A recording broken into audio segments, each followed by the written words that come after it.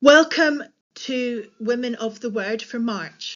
This month we will be looking at Miriam and we will study the passage of Numbers 12, 1 to 16. But before we get to the passage, let's look at some of the context of this study.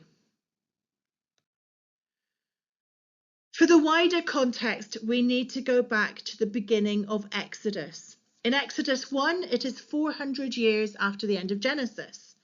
The Israelites are still in Egypt, but are now treated as slaves and is seen as a threat to the Egyptians and their way of life. And because of this, Pharaoh orders that any newborn Israelite boys should be killed. The first time we meet Miriam is in Exodus 2. A boy has been born to Levite parents, which is Moses. After about 3 months, Moses can no longer be hidden, and he is put in a basket and left in the river Nile. His unnamed sister, who is Miriam, watches from afar to see what happens to him.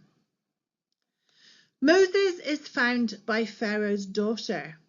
Miriam appears and offers to find a nurse for the baby and, of course, finds his mother.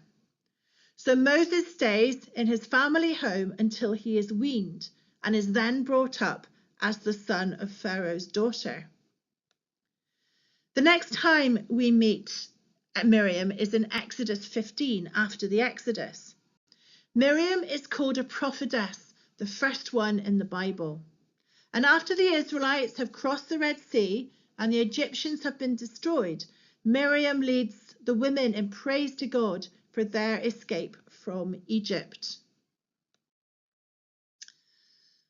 But we also need to look at the immediate context of Numbers 12. So in Numbers 9, the Israelites are celebrating the second Passover. This means it's now a year after leaving Egypt, and the Israelites have been led by God in the wilderness for that time. At this point, they are still somewhere near Sinai. In Numbers 10, God is preparing the Israelites to enter the land. They move from the wilderness of Sinai towards the wilderness of Paran, which is near the border with Canaan. In Numbers 11, it is during this journey that the Israelites complain.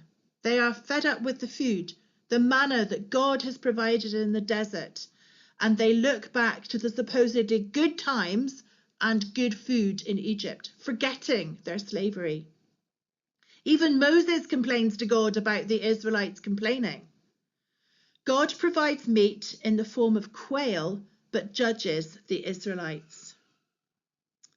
In Numbers 12, which is the passage we will look at, Miriam and Aaron rebel against Moses.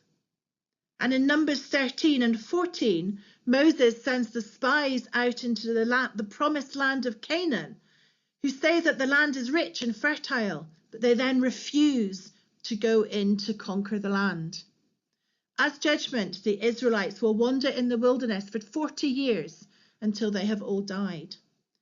So at this point, there appears to be a fair amount of discontent and rebellion in the camp of the Israelites.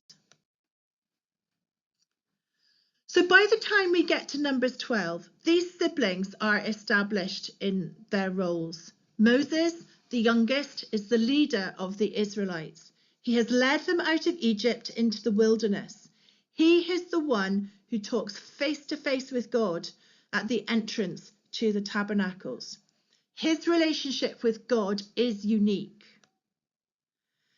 Aaron is the elder brother, who was initially the spokesman for Moses. He is now the high priest. It is his offspring and descendants who will be the high priests down through the time, even to the time of Jesus. Miriam is a prophetess and a leader of women. Now, if this was today, we might call them the first family of Israel. God has put these siblings into specific roles which have given them status in the community. But these roles also require obedience and responsibility. In the New Testament, James 3 says that those who teach will be judged more strictly. And in Hebrews 13, in a similar way, it says that leaders will be held accountable for those whom they lead. So as we come to the passage of Numbers 12, it's worth noting that it starts by saying that Miriam and Aaron rebel against Moses because he had married an Ethiopian or a Cushite woman.